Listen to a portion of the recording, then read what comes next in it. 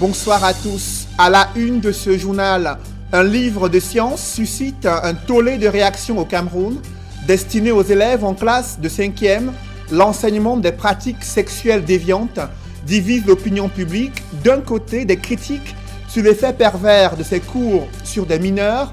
De l'autre côté, un soutien apporté à cette pédagogie des questions sexuelles visant à protéger et sensibiliser les enfants sur ces fléaux. À suivre dans ce journal, des regards croisés sur ce programme scolaire controversé. Le Cameroun rend hommage au célèbre industriel et patriarche Kaji de Fotso. Une pluie d'éloges, d'exaltation et de reconnaissance de ses bienfaits a été observée durant une veillée qui s'est tenue à la résidence du défunt située à Bastos, du côté de Yaoundé. On en parle dans ce journal.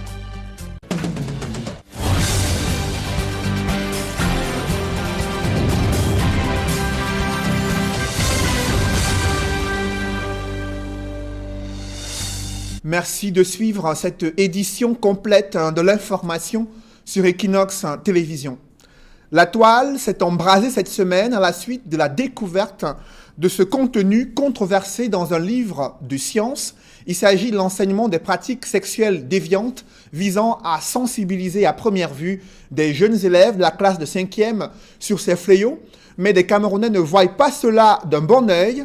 Ils critiquent les risques de l'effet pervers de ces cours sur des mineurs. D'autres dénoncent la décision unilatérale des pouvoirs publics de mettre sur pied de tels cours en classe de 5e pour des enfants âgés à peine de 10 ans.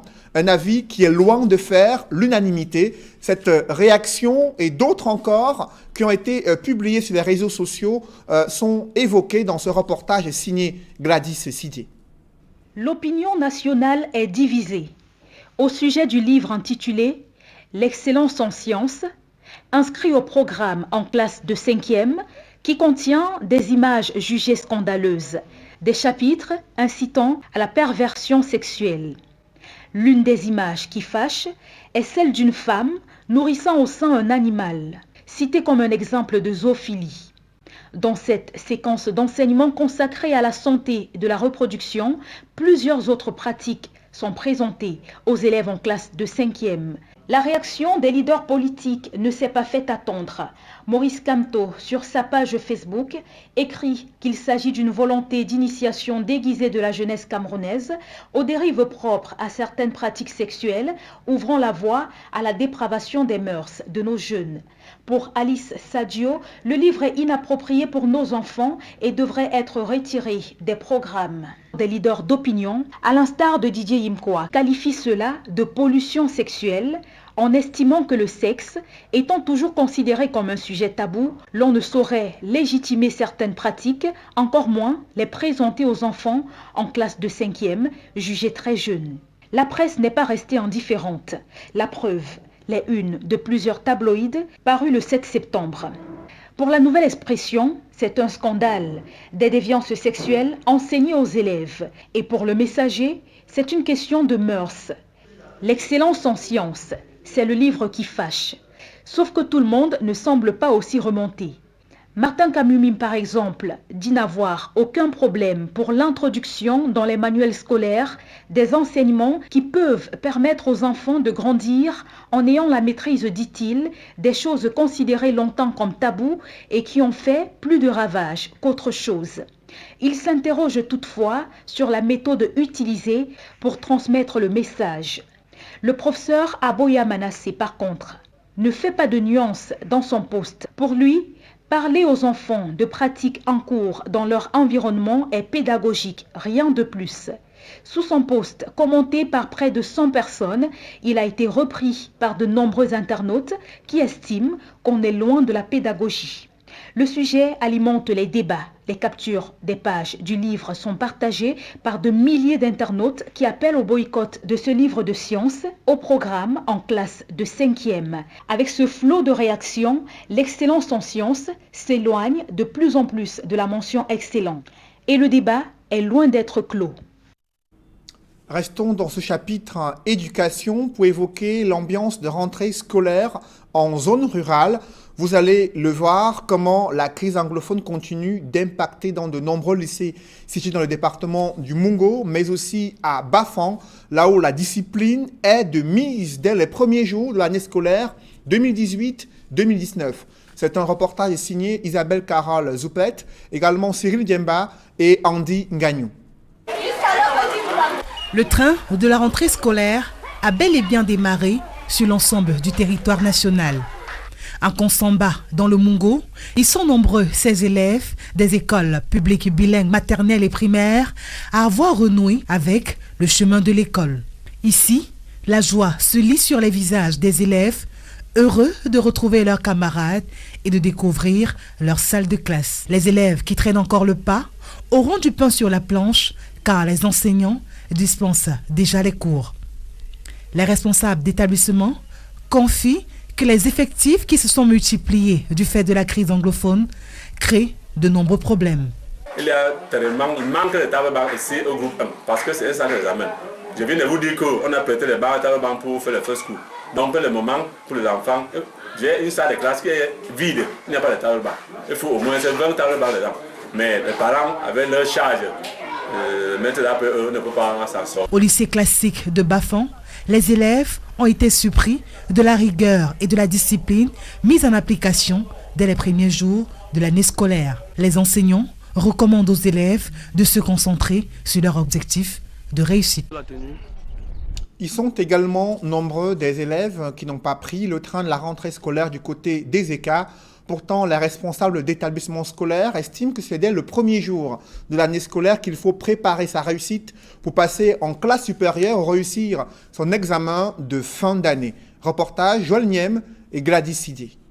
Le bilan de la première semaine de rentrée scolaire à Ezeka est plutôt mitigé. Les salles de classe sont plus ou moins vides. Et ici comme ailleurs, les parents ont du mal à cerner les contours du nouveau mode de paiement électronique. Même si pour les autorités, il n'y a pas de quoi s'alarmer. Les mesures ont été prises depuis le ministère, depuis la haute hiérarchie. Comment ils sont embrouillés. Il y a des codes et vous suivez ce que les codes vous demandent après. Vous payez les frais exigibles et les frais d'examen. On n'avait pas dit que ce sera gratuit. Il reste des opérateurs. Si vous coûtez 200 francs, si un parent ne peut pas dépenser 200 francs pour son enfant, je juge que ce n'est pas sérieux. Un point d'honneur a été mis sur la discipline. Les chefs d'établissement ont invité les élèves à plus de discipline tout au long de l'année scolaire, afin d'avoir de meilleurs résultats. L'année scolaire se prépare dès le premier jour de la rentrée. Quand on prend le train en marche, on rencontre quelquefois les difficultés en chemin. Donc, ils sont vivement attendus pour ceux qui traînent encore la part. Le même message que c'est aujourd'hui qu'on prépare la fin. C'est au début qu'on prépare la fin. Aujourd'hui qu'on prépare le bac, le probatoire, commence à préparer le bac, le probatoire, le BPC. Et l'admission en classe supérieure. Rien ne peut se faire sans discipline.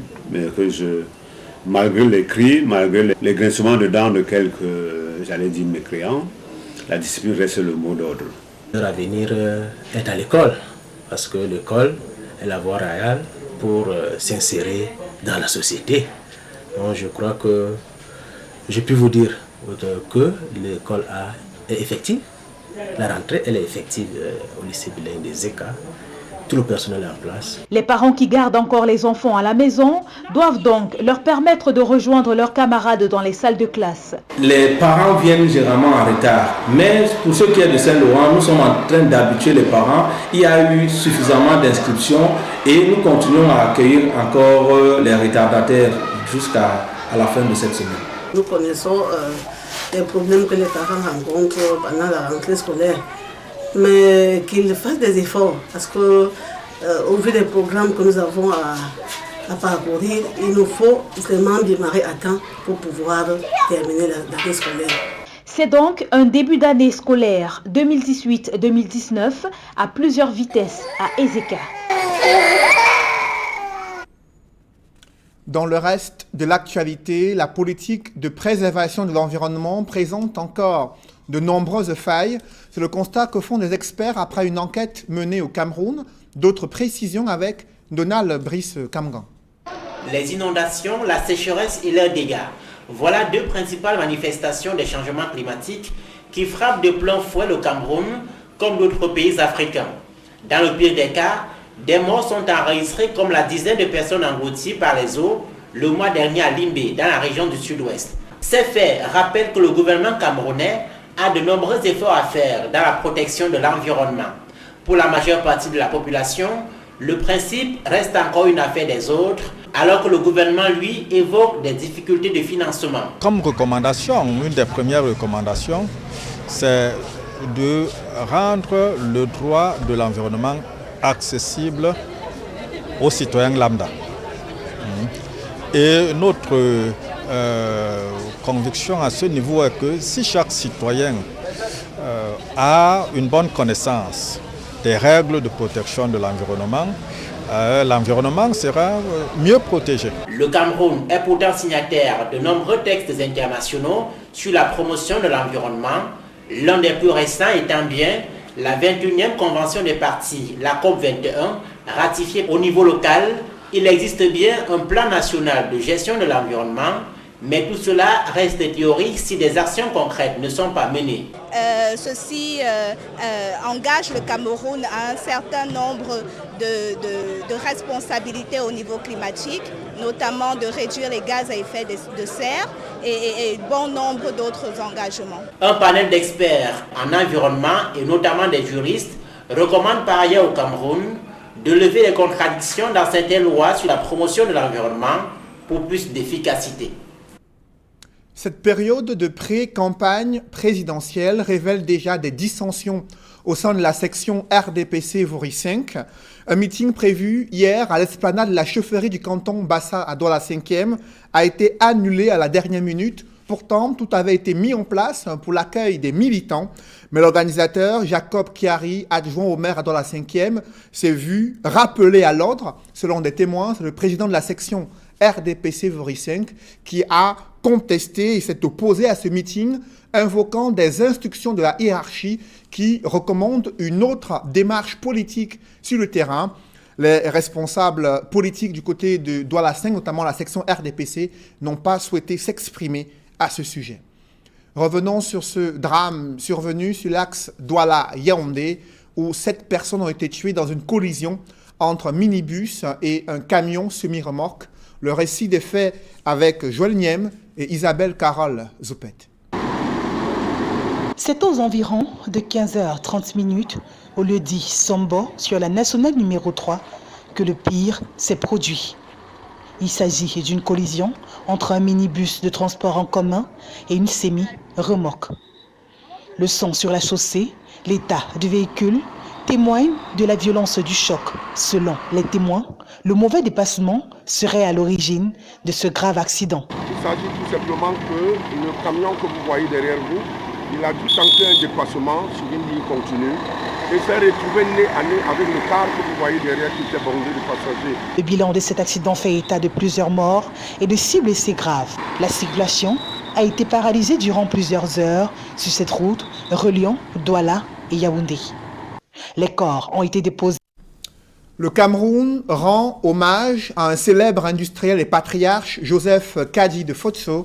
Des personnalités de premier plan se sont mobilisées pour sa veillée du côté de Yaoundé, une veillée qui s'est tenue au domicile du défunt situé à Bastos, à Yaoundé.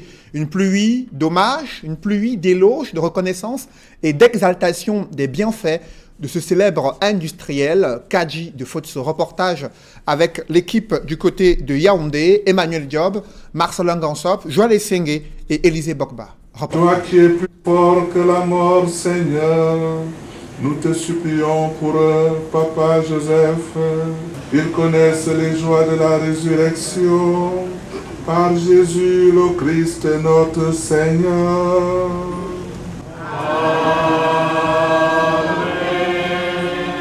Louange, prière et recueillement en n'en point finir. Au domicile de feu patriarche Joseph Kadji de Fotso, au quartier Bastos à Yaoundé. Pendant plusieurs jours, des voix se sont élevées vers le ciel en hommage à ce capitaine d'industrie décédé le 23 août 2018 à Johannesburg, en Afrique du Sud. retient des témoignages et des différentes homélies, dont celle prononcée à la grande veillée Sankor du jeudi 6 septembre, que l'illustre disparu a marqué son temps et inspiré bien de générations. Un exemple d'altruisme et un modèle de réussite dont le Cameroun et l'Afrique ont toutes les raisons d'en être fiers. L'on comprend dès lors que la résidence Kaji ne désemplisse pas depuis l'annonce de son décès. À l'occasion des différents services œcuméniques et des visites de condoléances, le Cameroun tout entier lui a témoigné sa reconnaissance. Au milieu de la foule bigarrée, des personnalités de la République qui ont un pincement au cœur lorsqu'elles évoquent la mémoire du patriarche Fouatoula. Évidemment, c'est un événement triste parce qu'il s'agit d'un monument qui nous quitte et d'un exemple de patriotisme et d'ardeur au travail. Le souvenir, c'est qu'il me traitait de son premier joueur, pour dire premier adjoint, donc j'étais son premier joueur. Et on a fait des choses formidables dans le cadre de la gestion municipale. La preuve, c'est l'hôtel de ville de Bana, qu'il a financé de ses propres deniers. Je n'en étais que le contrôleur des travaux. Né à Bana, dans la région de l'Ouest, en 1923, Joseph Kaji Defosso a tout donné pour sortir sa localité et le département du Haut-Cam du sous-développement. Une source d'inspiration et de motivation pour les élites qui ont tenu à leur manière à lui rendre un vibrant hommage sous la houlette de Françoise Pouené, affectueusement appelée Mami Nyanga. Nous avons des raisons de chanter des louanges. Parce qu'en nombre de mois, Papa Kadi Fouatoula a vécu en nombre de mois 1140 mois sur terre. Comment nous ne pouvons pas être heureux? Notre Père, notre patriarche qui a bâti sa vie sur du roc. Ah oui, sur du roc. La communauté des femmes Bana de Yaoundé n'est également pas restée insensible face à l'énorme perte qui secoue le Cameroun. En masse, elles sont venues essuyer les larmes de leur mère, veuve Rose Kaji, emportée par un vent d'émotion, en voyant autant de mobilisation autour de la disparition de son époux. Voilà pourquoi nous sommes ici, parce que nous sommes venus essuyer les larmes de notre tendre maman, de notre présidente d'honneur, maman Kaji, qui a perdu son cher époux. Un homme intègre, un homme qui savait beaucoup jouer avec les femmes, blagueur, et qui a marqué d'un très grand poids l'économie camerounaise. Nous sommes vraiment très affligés par le départ de ce grenier qui s'éteint aujourd'hui. Nombreuses sont ses œuvres. C'est un grand homme que le Cameroun perd aujourd'hui. On ne saura jamais le remplacer. Et nous demandons la grâce divine pour qu'il l'accompagne. Délivre-le totalement de ce qui le retient loin de toi et donne-lui de se tenir devant ta face au jour de la résurrection. Autant de réconfort que la famille Kaji a apprécié à sa juste valeur, en commençant par la veuve. Chers frères et sœurs dans le Seigneur, je vous souhaite les bienvenus.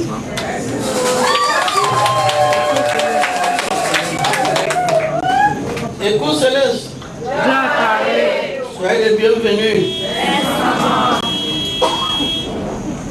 Ce que je veux vous dire, mes chers frères et sœurs, c'est de vous remercier infiniment pour votre temps que vous avez perdu jusqu'à cette heure-ci. Que le Seigneur vous accompagne chacun dans son domicile, sans heurte. Ensuite, le fils, Gilbert Kaji, et d'autres membres de la famille, honorés par ces précieuses présences, ô combien réconfortantes. Merci pour ce support. Merci de venir célébrer avec nous cette longue vie remplie, cette vie d'exemple, qu'il soit pour nous tous, surtout pour les jeunes, les plus jeunes que nous, un exemple. Qu'à travers lui, il continue à travailler dur, à œuvrer pour le bien des autres, le bien de nous tous. Sincèrement, je suis très éprouvée, mais très contente parce que là, on célèbre la vie, on ne célèbre pas la mort. Et très contente de voir les femmes Bana de Yaoundé se regrouper et célébrer la vie de leur patriarche qui les a longtemps soutenues. Elles ont vraiment aimé papa. Elles ne cessent de faire les prières, de danser, de chanter. Malgré la douleur de la mort, l'on a plutôt célébré la vie, car, comme ont reconnu les différents prédicateurs, ne meurt pas à 95 ans qui veut, mais qui peut. Le Seigneur a permis au patriarche Joseph Kaji de Fosso de vivre aussi longtemps afin que le continent africain profite au maximum de sa générosité. Et l'homélie de tout à l'heure à la messe était la traduction de ce que je retiens de lui, un grand homme, un cadeau qui a été fait pour le Cameroun. Avec l'intelligence pointue qu'il a pu avoir au moment où l'instruction n'était pas encore développée dans notre pays. Cet homme-là a eu une foi qui a su transporter les montagnes. Et c'est pour cela que s'il faut que je lui donne un nom, je lui dirais une haute montagne. C'est une haute montagne que Dieu rappelle à lui, que le Cameroun a connue. Et merci au Seigneur. C'est ce géant capitaine d'industrie qui s'en va, convaincu d'avoir mené le bon combat, que le Cameroun célèbre jusqu'au 15 septembre 2018, jour où la terre de Bana se refermera sur l'un de ses plus dignes fils, le patriarche Fouatoula, Joseph Kaji de Fosso. C'était un grand reportage réalisé du côté de Yaoundé avec Emmanuel Diop, Élisée Bokba, Joël Essengue et Marcelin Gansop sur Kaji de Fosso, célèbre industriel camerounais. Parlons de cette nouvelle ère qui souffle dans la tanière des lions indomptables. Le brassard de capitaine est confié à Michael Ngandui pour la rencontre Cameroun face aux Comores. C'est une décision de l'entraîneur Clarence Sirdoff. Le nouveau capitaine des Lions et son coéquipier Idriss Carlos Kameni ont rassuré sur la sérénité qui règne dans la tanière. Ils ont exprimé l'engagement des Lions à remporter ce match qui doit se jouer demain, Cameroun-Comores, dans la capitale comorienne.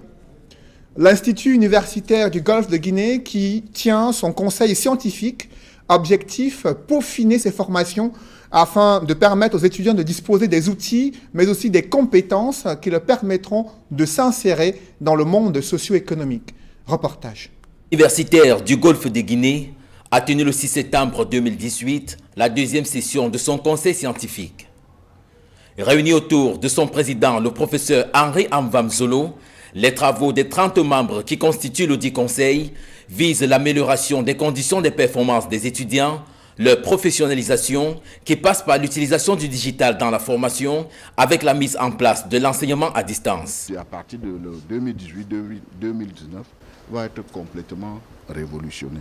Le digital va entrer en ligne, le numérique va entrer en ligne et nous avons déjà signé un certain nombre de contrats pour que les supports de cours qui sont remis obligatoirement aux étudiants soient en ligne sur un circuit fermé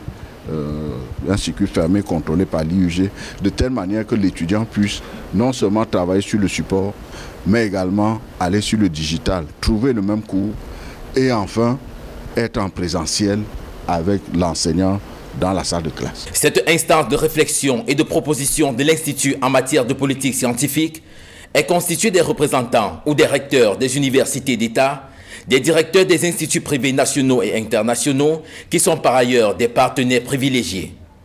Le professeur Paul-Henri Amvamzolo déroule ici l'essentiel des travaux. Ce conseil scientifique, il y a d'abord l'état d'avancement des travaux de la dernière session. Nous allons également étudier la carrière des enseignants, également faire le point sur le calendrier académique de l'année qui va commencer 2018-2019.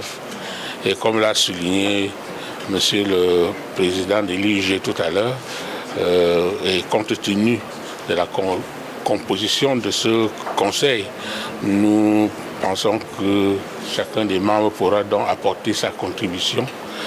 Tout ceci pour l'évolution de cette institution qui nous tient beaucoup à cœur. Les 3 campus qui constituent l'Institut universitaire du Golfe de Guinée, avec ses 108 salles de classe, son amphithéâtre de 700 places, ses 9 salles informatisées, ses ateliers, ses laboratoires et son centre de santé s'apprêtent à accueillir de nombreux étudiants qui, à l'occasion, ont bénéficié des conseils et de l'orientation. Les résolutions qui doivent permettre à l'Institut universitaire du Golfe de Guinée de poursuivre son ascension et de se positionner comme un acteur majeur dans la nouvelle image de l'enseignement supérieur au Cameroun seront données le vendredi 7 septembre à l'occasion de la tenue du conseil d'université. Mesdames, Messieurs, c'est la fin de ce journal. Merci de l'avoir suivi. Juste après cette édition de 20h, retrouvez Serge Alain-Autou et ses invités du côté de Yaoundé pour la suite, pour le débrief du journal sur le plateau d'Equinox Soir en direct de la capitale Yaoundé. Serge Alain.